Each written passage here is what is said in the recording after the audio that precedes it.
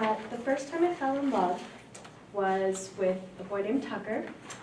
We were 4 years old in preschool, and it was because he was the most beautiful shade of blue I'd ever seen in my life. I decided he was my favorite color. I decided we were getting married. He later stole my kitchen playset, and I no longer felt that way. But that was the first time I remember having synesthesia.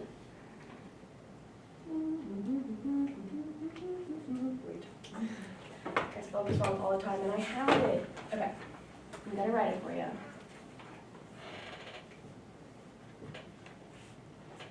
It's kind of a long word.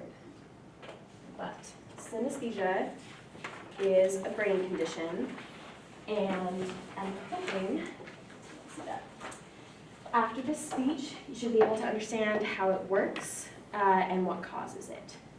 So, synesthesia is when your mirror neurons in your brain cross or fuse. Mirror neurons are what take in your senses, so your sight, your auditory, your tactile, your taste, and occasionally your memory, even though that's a separate sense. And so normally when these cross, you take in information through 2 or more senses. Like if I touch the whiteboard, this is both tactile and visual, and tells my brain that I'm touching the whiteboard. A synesthetic response is when 2 unusual senses cross.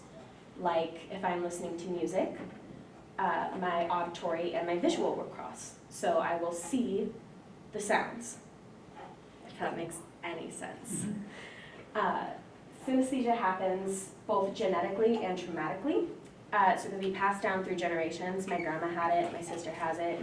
Or it can happen when you're a baby and your brain is forming. So if you were dropped, if you were in really high stress, or oftentimes if babies have high fever, it will fuse them. Synesthesia is not a disease or anything problematic. It's just a condition and a weird way of the brain functioning. About 4% of people have it to the point of diagnosis. So you have to have around 7 tics is what they're called, or different ways of crossing your senses to be diagnosed. So, for example, letters can have personalities is a common one, or smells have memories, or people have colors is the most common one. My darling friend Emma is the lovely shade of yellow.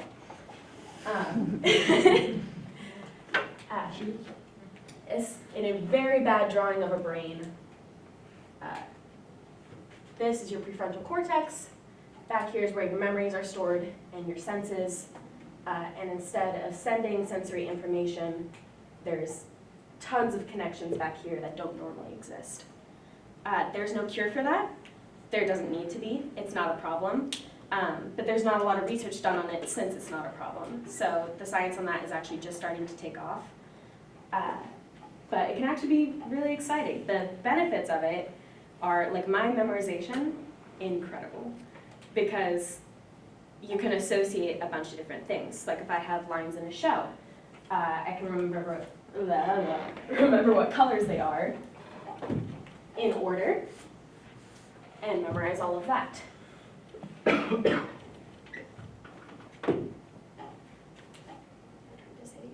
Oh, the only bad thing about it is it gets really distracting, especially in children. You know, I've grown up with it, so I've gotten used to it. But when kids have it, like especially my sister, it can get really overwhelming visually. Like if they're in assemblies or in school, your senses can get really overwhelmed with how loud everything is. And it can cause a lot of anxiety disorders and panic, which is why I grew up with that. But as you get older, you get more used to it. And I think it's really cool.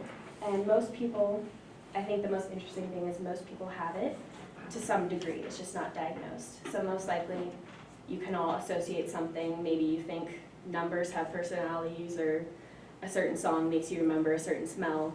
Most people have it to some degree. So yeah, that's basically how it's caused, what it does, and again, the only benefits are that it really ups your creativity, and it's not an illness. It does not distract you or harm you in any way. And in conclusion, I would just say to remember that not every mental difference is an illness or something that needs to be fixed.